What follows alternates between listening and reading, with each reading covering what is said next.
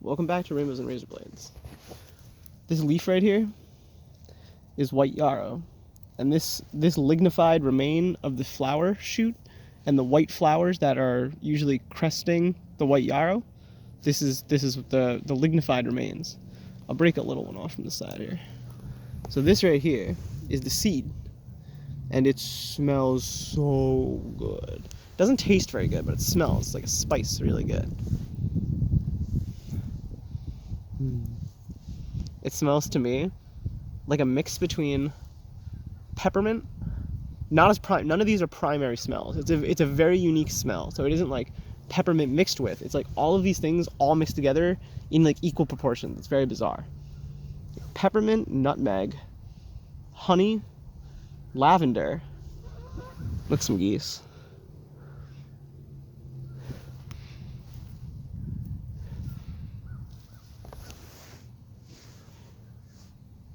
It's so weird. Vanilla is the other main one, I think. It smells so good. So I'm pretty stoked about that, to find that. I'll have to remember that there's like a stockpile of it here. There's a whole bunch of it. Look at all this. I should grab all this and just like harvest it. But I kind of want to leave some for the winter, you know? Oh, that one was mintier.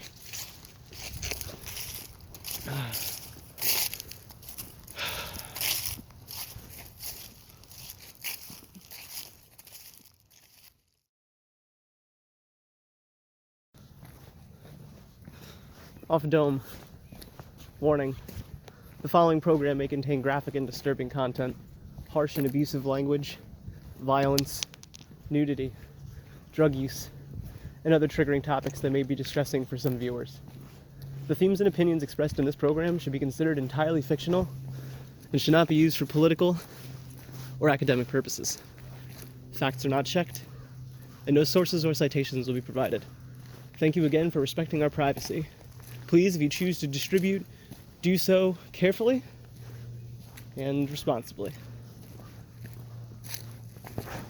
Welcome back to Rainbows and Razor Blades, the show from the void. By the Gregorian calendar, it is currently the 21st, it may be the 22nd day of the 11th month, the month of November, in the year of the Lord, 2021. By the French calendar, it is actually the very first day of the month of Frost, the month of Premiere. I have no idea if I'm pronouncing that right, by the way. I don't speak French. I apologize in advance, as there is nothing I can do to change the autofocus setting. So like that weird like warp stabilizing wobble, there's no way for me to disable that. I've tried everything. I'm in the process of downloading a new app, like a professional app, but I don't have my phone rooted because this phone, the Galaxy S8 Active, it came preloaded. It wasn't supposed to, and online it didn't say that it was. It came preloaded with the 5th binary version or whatever, and you can only root the 4th version of the binary, some bullshit like that on the chipset. So it's root incompatible for now, and it probably will remain that way for a very long time because it's kind of a niche phone that was only released to the AT&T platform. But like whatever, it's GSM unlocked, so it's fine. Anyways, long story short, there's nothing I can do about it for now until I download some like professional app to, you know, be able to override whatever mechanism it is that continues to do that weird autofocus stabilization thing. Because God, is it annoying. Anyways, I'm excited to bring you the quality upgrade of a new phone because, I mean, we were recording in like 3.2 megapixels or something like that. Something absurd before. And now I believe we're recording in like 8 full megapixels. We've also got the huge audio update, or like upgrade, you know. We come live today, as usual, from Albany's Rural Cemetery in Menands, New York. I'm here quite frequently, just kind of wandering the grounds and, you know, talking to myself mostly.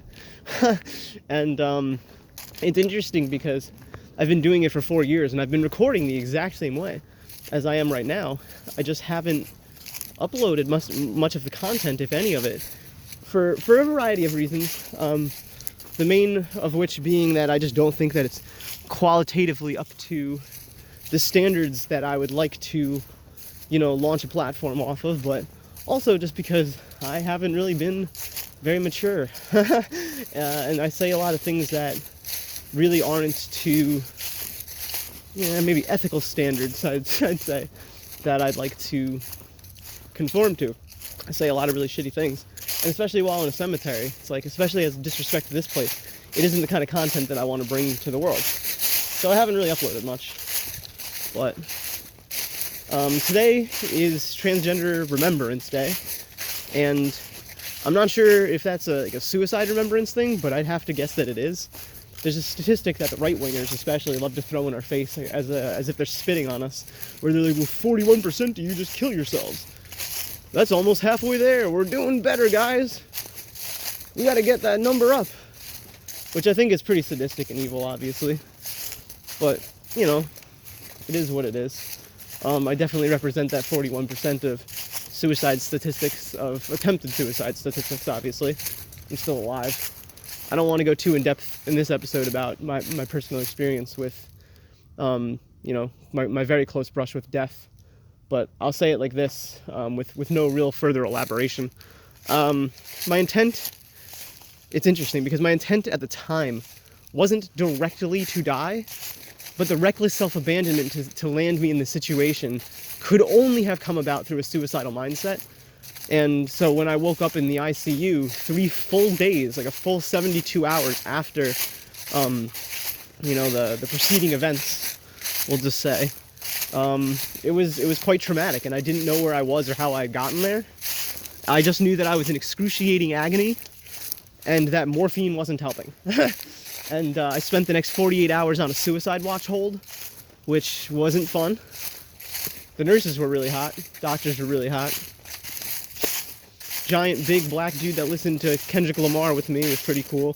He was like my sitter, because you need a sitter so you don't slit your wrists or whatever fucking bullshit.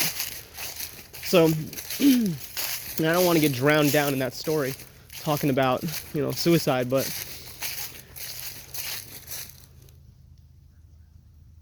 people. I'm just going to go back this way for a little bit. So, suffice it to say, oh no, blood. Oh. I follow the deer trails here more than the human trails, so quite often, I walk through mud, I guess. It's actually really, really warm today. It was freezing cold the last couple days, couple weeks. And, but today it's like shockingly warm. So I'm pretty stoked about that. To be blessed enough to be here today. It's Sunday, Day of the Lord. And so more on Transgender Remembrance Day. I'm not really sure what to say about it, because I have really mixed feelings about it. I mean, obviously I think it's good that there's a Remembrance Day. That's not the part that's mixed. For me, it's like, there's this notion, this idea that if, and I believe that this is true, although I'll elaborate on part of it. I believe this to be mostly true, that if cis people, or people in general really, would be more people? Damn. Would be more accepting. I'm just gonna go exactly right back the way I went. Would be more accepting of trans people, right? And they wouldn't disown their children. They wouldn't insult us. They wouldn't, belittle us. And that we could end bigotry. That every single trans person would just stop killing themselves. And I do think that that's true. For the most part, I think that a lot of people who try to kill themselves do so because they feel abandoned. I think first and foremost by God. And that feeling only can arise because you're abandoned by other people. Because God doesn't inherently abandon anybody. And that's if you believe in the construct of a God. It's only through your own process of self-abandonment that you could come to the idea that God has abandoned you, unless somebody else gives you the idea that God has abandoned you. And so I do think that it circles back to mostly cis people, not accepting trans people. And so as a principle, to why people, like, you know, actually kill themselves. I think they feel abandoned by God. And what I mean by that is whatever you think I mean by that. Because God means different things to different people. But abandonment is almost universal. The feelings of abandonment, deep rooted in our, you know, in our minds to the level of mammals. You know, not even just the human functions, but the mammalian function. It's deep in our core psyche. So, you know, I think acceptance is really important.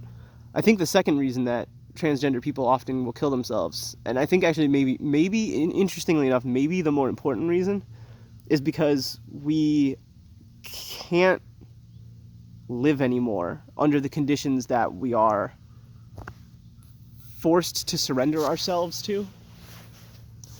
I think that's the way I want to put it. Because you don't get an option to just, like, turn off having a penis. You don't get an option to just like customize your own character in that way. It's like once life starts, it develops the way it develops. It's not a video game. Now you can make steps, obviously, to change your appearance, act a little more queer, not conform to, you know, gender standards, whatever. And that helps, don't get me wrong. But it isn't enough to be, generally speaking, life-saving. At least not in totality. I mean, it's like, if the reason you're going to kill yourself is because you can't wear makeup, or you can't have long hair, you can't have, like, fingernails painted, like gender norm stuff, like, if that's why you're going to kill yourself, like, I think we'd be seeing a lot more suicides that weren't trans-specific. I think it's the stuff that goes very unspoken, even within our own communities. Dysphoria is a word that gets thrown around a lot without really a deep understanding of what dysphoria is. Dysphoria, just to give the origin of the word, think about euphoria. I mean, everyone knows what euphoria is. I mean, if you don't, it's a problem. But dysphoria, it's like, I mean, really the opposite. And not just the opposite. Like, it's like, if you haven't experienced that horrific, it's horrific. Like, and it does things to you that you wouldn't even really imagine. Right, when you're in that much of despair, when you're in that much pain, it affects all your systems. It doesn't just make, oh, I'm a little sad. Like, the way that euphoria, like, is all-encompassing to your being. You're euphoric. Dysphoria is the same. And I think that dysphoria,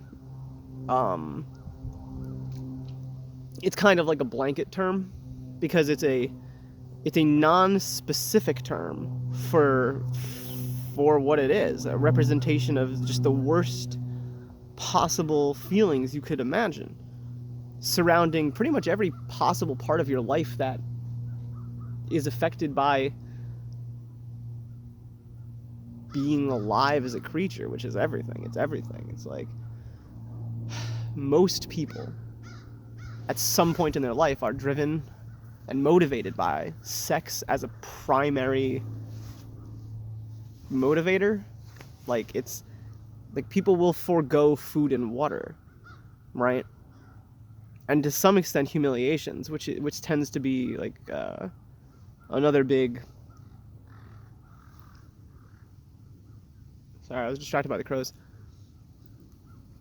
People will forego the most basic human instincts and needs, human, like, physical needs, just to get laid.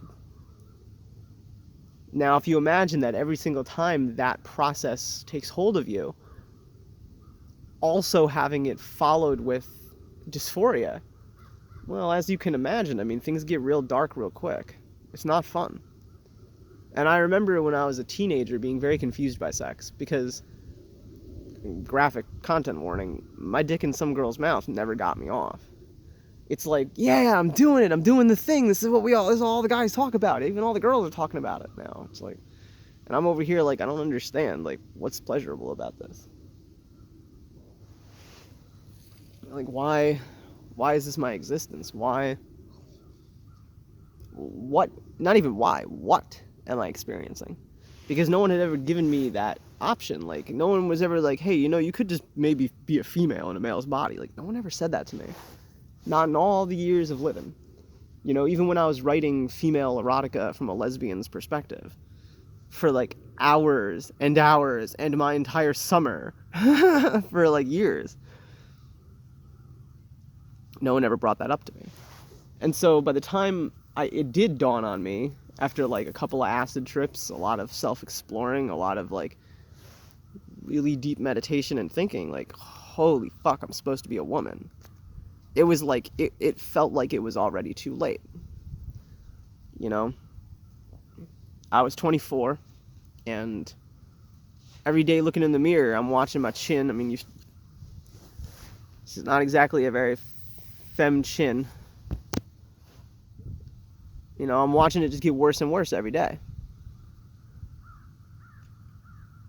I'm watching hair growing on my chest and things that I can't control. And that loss of control, that disempowerment from, I mean, no one really has control over how their bodies grow. Not in this era or any era previously. But losing that control, or feeling that far out of control, I felt overwhelmingly helpless. Helplessness, I think, is a big driving motivator behind most suicides. It may be the ultimate outcome of despair combined with helplessness. And I was so deep into both of those negative emotions that it didn't feel like that there would be any hope or out.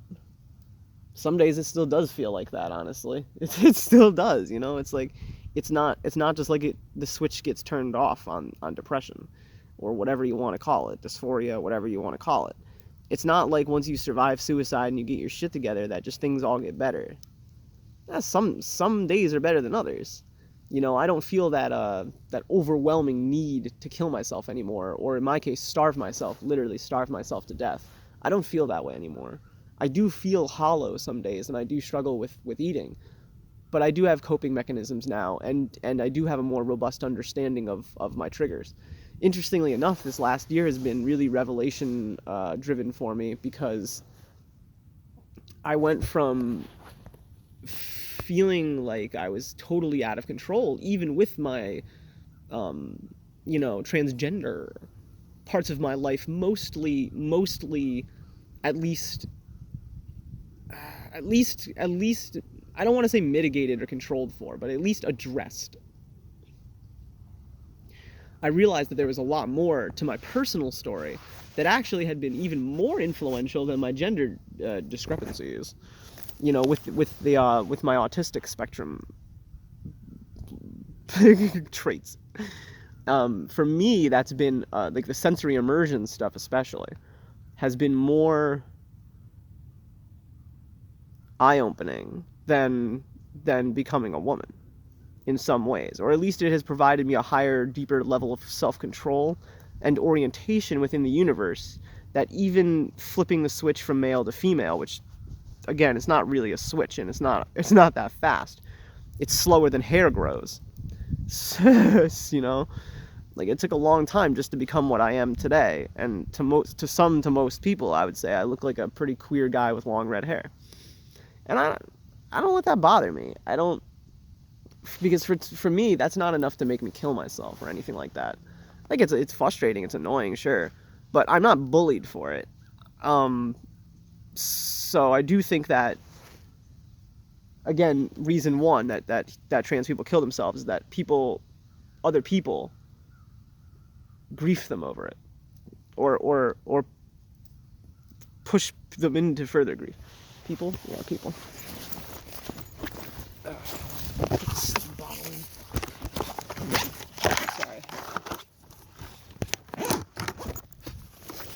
Sorry about that. I don't leave trash out here, so I just throw that in my bag real quick. So,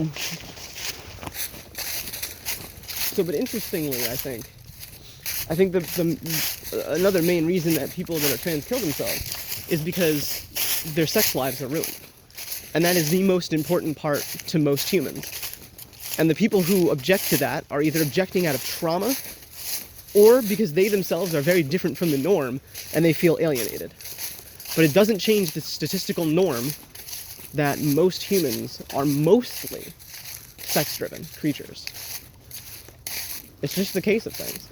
And so in all of the aspects that sex affects, the interpersonal relationships, the way that orgasm is supposed to feel, the hormonal balance within the universe, all of it taken in summation and in aggregate, lends itself to what our perceptions of gender are, and our perceptions of self is.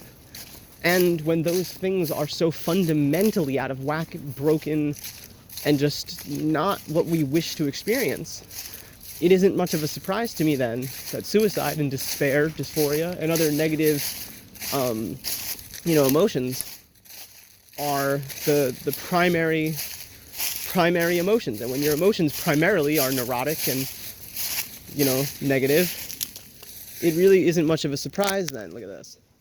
This is milkweed. Look at all these little seeds. These are all little milkweed seeds. So what happens is when this splits open, I prematurely split it open, obviously. Then you see that? You see how they all popped out? And watch this. Isn't that cool? I mean, you can see what they're designed to do. I'm going to take this whole fistful out. Kind of, whatever. Doesn't matter. It gets mowed anyway, so I don't really care.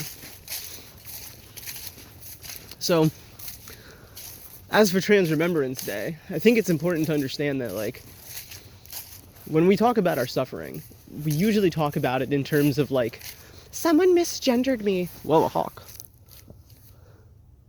See it? I mean, you gotta see it, like, obviously. Let's go, hawk. So, and it isn't to dismiss that as a very, very important part, the way that people perceive you. But I think that often what goes overlooked and under-discussed in most, especially in office spaces, the reason the transgender woman is so neurotic may not be because someone misgendered her on the bus. It may be because she got a blowjob from a Tinder date, and that set her off into a disassociative, self-harming state of mind. And especially with how much hate is in the world and how many people think not only that that's what we deserve, but that we should kill ourselves. And there's a lot of those people out there that are just very hate-filled.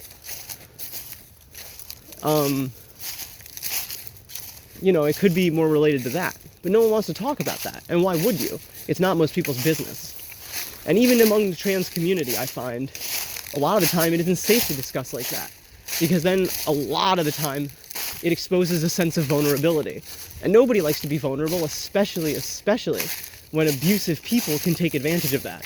And I don't want to misspeak here, so I gotta be very careful with my words. But I do think that transgender people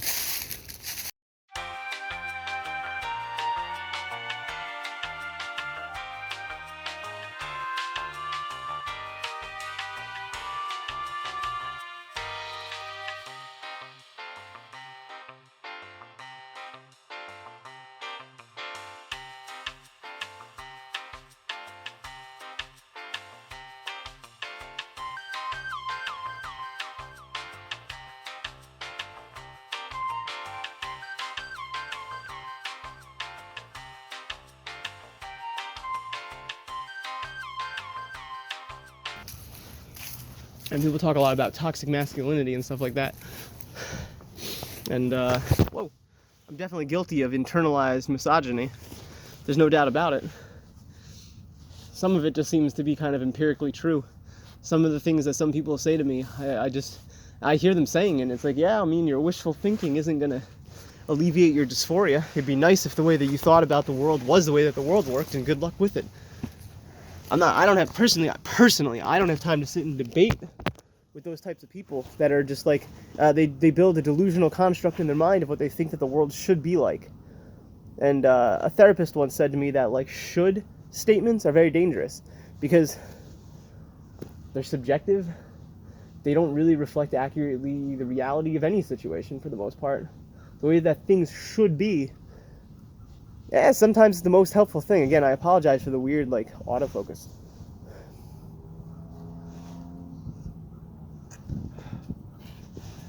All this to say that when people are really down and despairing, I think a lot of the time it has to do with things that go so completely unspoken that are easily buried under debates about right-wing, left-wing, communist, conservative, you know, superficial things that don't matter. I think it gets buried under, you know, oh, he misgendered me, she misgendered me, she said this, she said that, I'm really just, oh, I'm in pain because I'm ugly. But no one wants to discuss the core of the problem, which is a sexual problem. No one wants to discuss the fact that, like, when my balls ache, it doesn't just make me sad, it makes me, like, literally homicidal. And that's not a good look for anybody, especially for, like, a soft, innocent, like, rainbow bright Care Bear type of fucking... I can't stand this fucking thing. I can't stand it. I can't stand it. I don't understand why it's doing it, and I can't stop it, and it's driving me absolutely bonkers. Let me see if I poke this button. Let's see if that'll stop it. Did that stop it?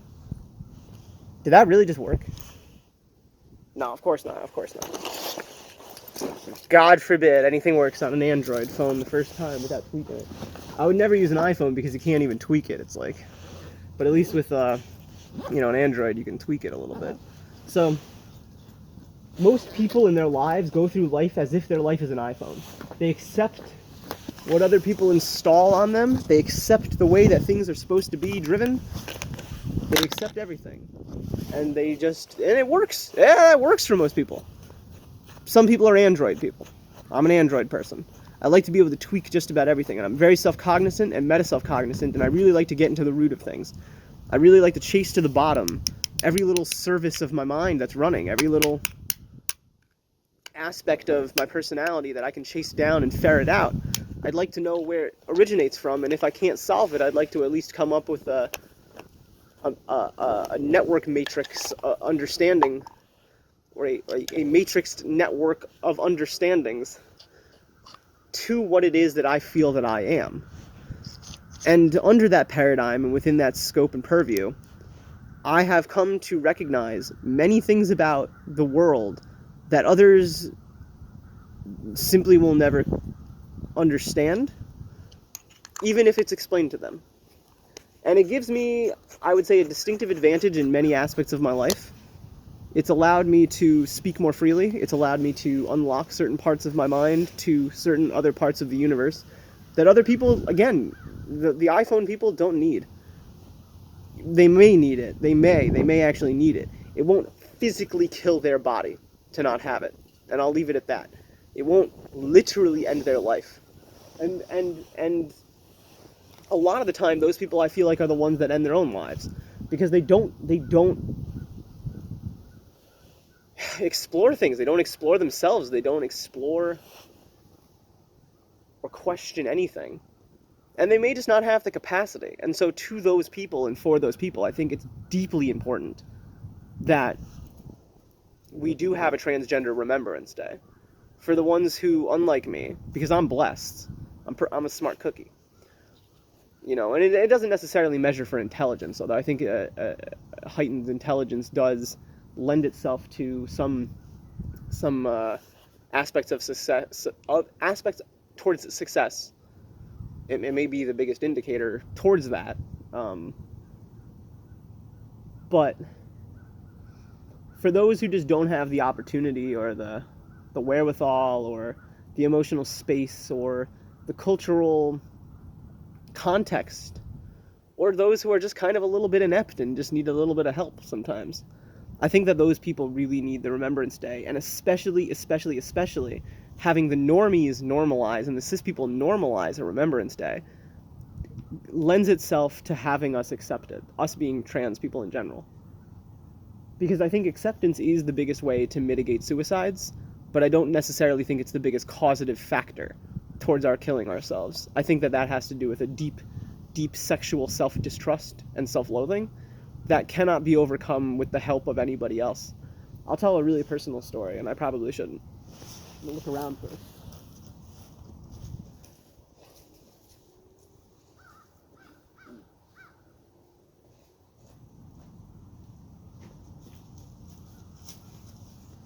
I seem to be alone. I just had to make sure.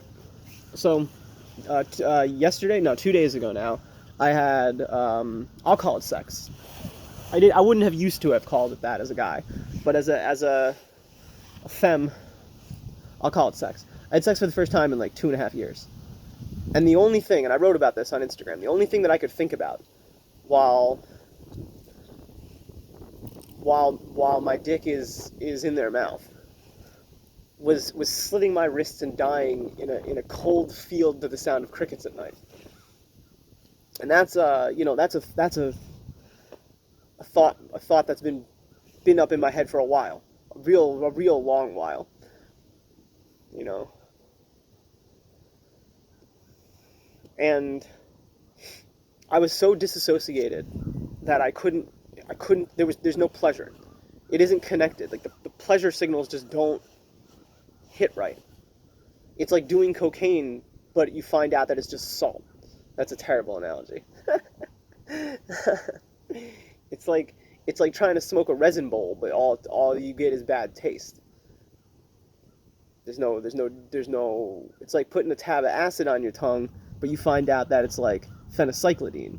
I don't know why anyone would put phencyclidine really on a tab of paper, but I guess you could.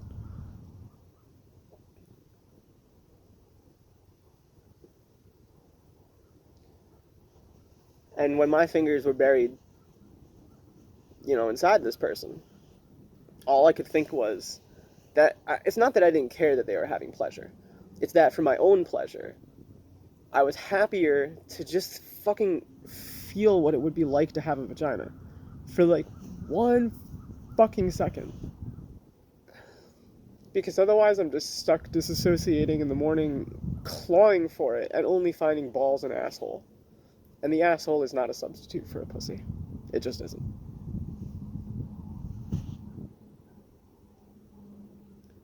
I know what I need and what I want, and not having those things is enough that sometimes it drives me to want to die. I mean, you see how I'm choking and tearing up just talking about this in meta. And I think for some people, if they don't address that selves in them and they don't have the verbal, articulate, self-cognizant understanding of what it is that they're experiencing and suffering from, it isn't a stretch of imagination to think that that would spill out into other parts of their lives. What's it called?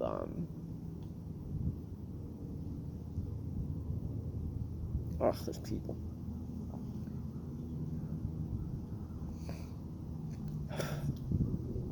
Always people.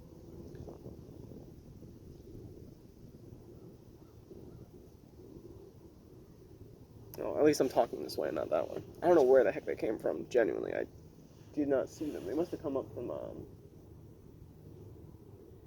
don't know, I get very freaked out when people hear me. There's got to be a way to stop it. AFL. Is that it? Autofocus?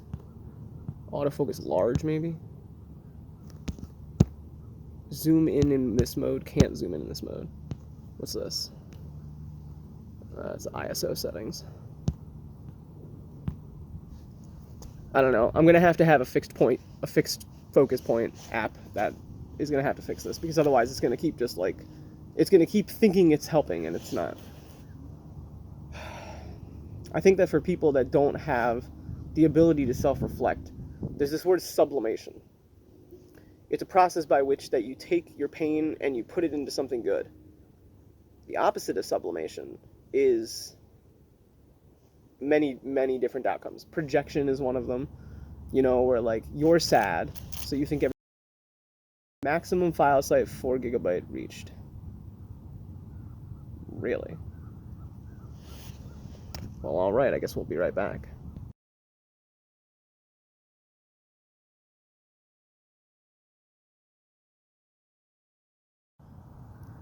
Welcome back to what in the heck are these weird Apple things? They're everywhere.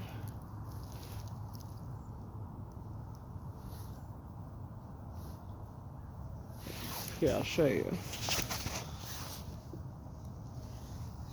Like, it looks like a gourd almost. Like, I thought maybe it was like a fungus at first, but I saw that there's like this thing, and that's like, indicative of a fruit, because it means it grew from kind of like a stick maybe.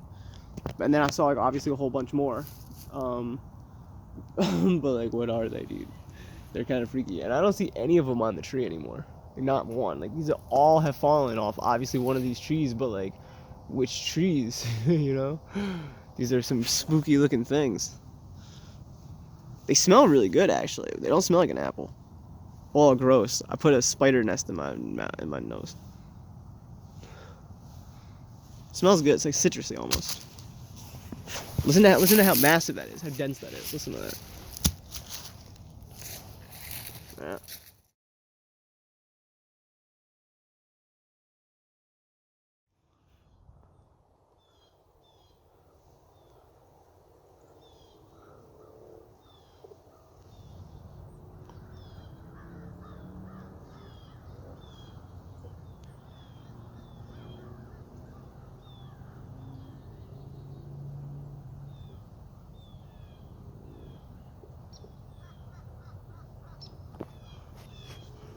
The blue jay is going wild.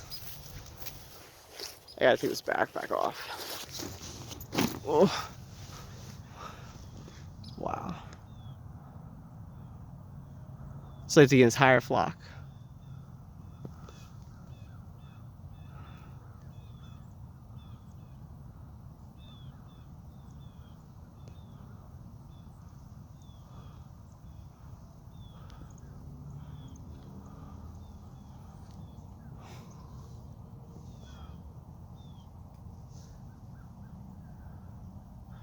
It's like a passing train.